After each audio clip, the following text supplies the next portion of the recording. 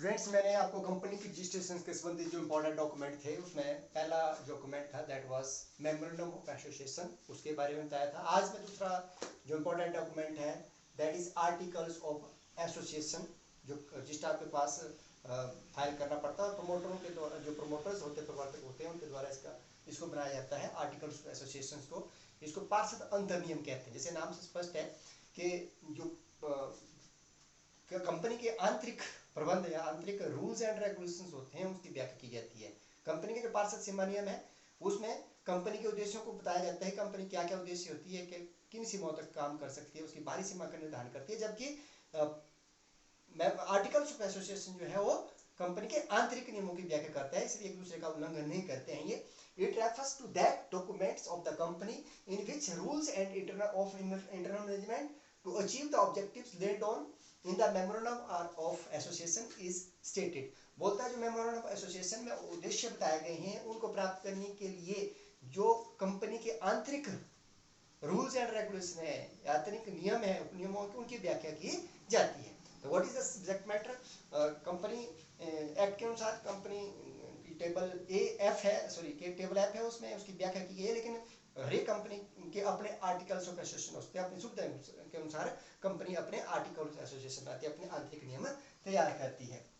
तो कुछ मैं आपको आर्टिकल्स ऑफ एसोसिएशन में जो उसका सब्जेक्ट मैटर है या उसकी विषय वस्तु है, क्या क्या उसमें होता है, उनके बारे में बताऊंगा। सबसे पहले mode of ratification of preliminary contracts. आपको पता है कि जब भी कंपनी बनती है तो बहुत सारे लोगों के साथ अनुबंध होता है, तो किन किन लोगों के साथ अनुबंध हुआ है उसकी पुष्टि या उसका उल्लेख जो है आर्टिकल ऑफ एसोसिएशन में किया जाता है। Division of shares and rules rights of share holders. Shares अंश, मैंने बताया कि कंपनी की जो पूंजी होती है उसको अंश पूंजी कहते हैं। अंशों के द्वारा पूंजी प्राप्त की जाती है, और अंश भी दो प्रकार के होते हैं, समतांशधारी और पूर्वाधिकारी अंश। तो कौन कौन से अंश जारी कर रही है कंपनी, किन किन अंशों में डिवाइड किया गया है कंपनी की पूंजी को, और जो अंशधारी हैं उनके क्या अधिकार हैं, उनका उल्लेख जो है आर्टिकल ऑफ एसोसिएशन में किया जाता है। Mode of issue and allotment of shares.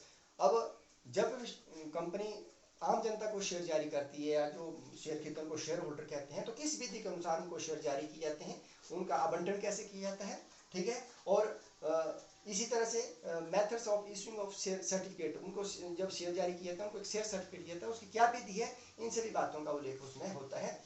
Minimum subscription के बारे में बताया था, मैंने बताया कि एक निश्चित अमाउंट जो है वो कंपनी जब प्रोस्पेक्टस जारी करती है उसके 20 दिन के अंदर वो राशि प्राप्त हो जानी चाहिए, जिसको मिनिमम एप्लीकेशन के साथ उसको मिनिमम सब्सक्रिप्शन कहते हैं। तो उसकी राशि का उल्लेख भी आर्टिकल्स ऑफ एसोसिएशन में किया जाता है। Rules for calls on shares.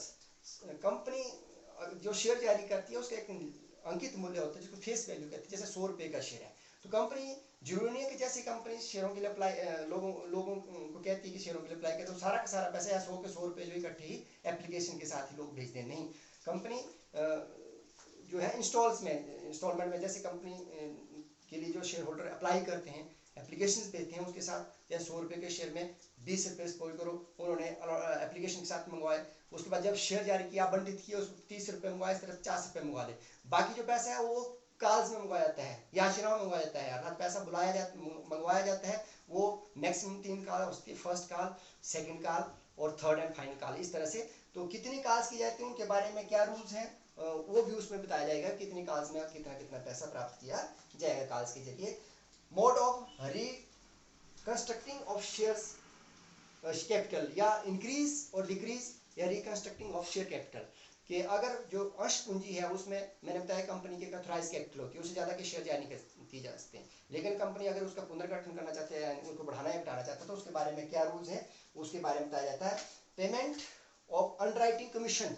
अगर कंपनी नहीं है, सपोज करो उसको डर है कि कंपनी के अंश नहीं बिक रहे हैं, तो वो कॉन्ट्रैक्ट करती है अंडरराइटर्स, अभी गोपक कहते हैं, और वो कंपनी के साथ कॉन्ट्रैक्ट करते हैं कि कंपनी के शेयर नहीं बिकते हैं तो हम उन शेयरों को खरीद लेते हैं, उसके लिए वो कमीशन लेते हैं, इसको बोलते हैं अंडरराइटिंग कमीशन।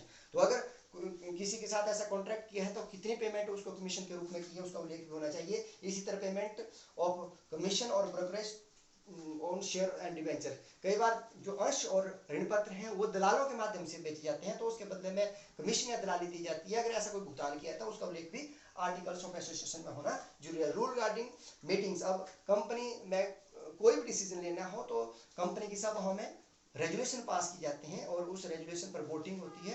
तो कंपनी की मीटिंग्स के बारे में जो नियम होते हैं उनका उल्लेख होता है कि कितना कोरम होना चाहिए, अगर कोई नहीं आता तो क्या प्रॉक्सी का प्रावधान है, या अगर जो रेजुलेशन पास करना है उसमें मत देने की क्या प्रक्रिया है, पोल्स कैसे होंगे, या मीटिंग को कैसे अडजर्न किया जाएगा, उसको कैसे स्थगित किया जाएगा, सारी मीटिंग की प्रक्रिया भी आर्टिकल्स ऑफ एसोसिएशन में लिखी जाती है। अपॉइंटमेंट ऑफ ऑडिटर्स, अगर कंपनी ऑडिटर नियुक्त करती है, जैसे चार्टर्ड अकाउंटेंट कंपनी के अकाउंट्स होते हैं उनको ऑडिट करने के लिए ऑडिटर कोई फर्म में ऑडिटर नियुक्त करती है तो उसके क्या अधिकार हैं, क्या दायित्व है और कितना उसको भुगतान किया जाएगा, इसका उल्लेख भी आर्टिकल ऑफ एसोसिएशन में किया जाता है। Appointment of managers, managing director, secretary या ट्रेजरर, ठीक है ना। अगर कंपनी के जो की पर्सन्स होते हैं, जो मैनेजमेंट के लोग होते हैं, प्रबंधक है या मैनेजिंग डायरेक्टर है, ठीक है, प्रबंध के संचालक है या कोई सचिव है या कोई ट्रेजरर है, ठीक है ना, कोषाधिकारी है, तो इस प्रकार की अगर कोई अपॉइंटमेंट होती है उनका उल्लेख भी आर्टिकल ऑफ एसोसिएशन में किया जाता है, कौन कौन लोगों को अपॉइंट किया गया है।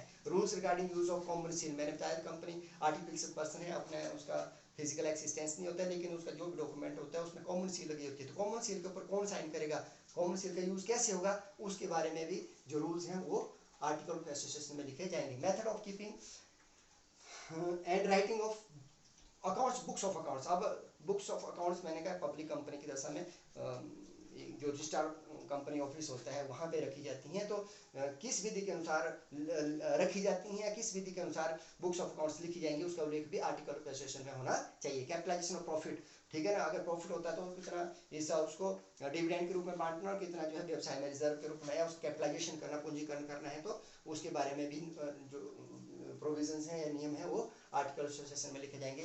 Procedure for forfeiture and re issue share, अगर कोई अंशधारी जैसे मैंने बताया किस्तों में पैसा मंगवाया जाता है, किसी काल का अलॉटमेंट का पैसा देने में असमर्थ होता है, उसके अंशों को जब्त कर लिया जाता है, that is called forfeiture of shares, ठीक है ना। और उन अंशों को बाद में रीइशू भी किया जाता है, तो उनसे संबंधित जो फॉरफीचर है, रीइशू से संबंधित, पुनर्निर्गमन से संबंधित जो नियम होते हैं उनका उल्लेख भी आर्टिकल ऑफ एसोसिएशन में किया जाता है।